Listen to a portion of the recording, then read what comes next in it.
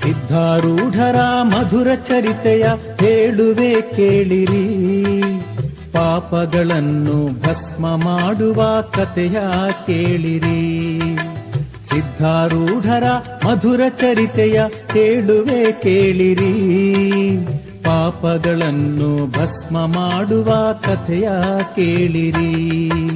9ನೆಯ ಅಧ್ಯಾಯದಲ್ಲಿ ಪ್ರತಿಬಿಂಬ ವಿಚಾರ ತಿಳಿಸಿ, ಮಾರವಾಡಿಯ ರೋಗ ನಿವಾರಿಸಿ ಬದುಕನ್ನು ನೀಡಿದರು.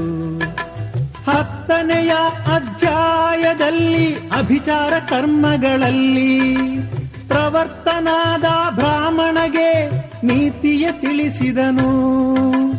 ವೈದಿಕ ಕರ್ಮದ ಮಂತ್ರವ ಹೇಳಿ ಪ್ರೇರಿಸಿ ಬೋಧಿಸಿ, ಬಿಜಾಪುರದಲ್ಲಿ ದುಃಖವ ಸಹಿಸಿದ ಕಥೆಯಿದು.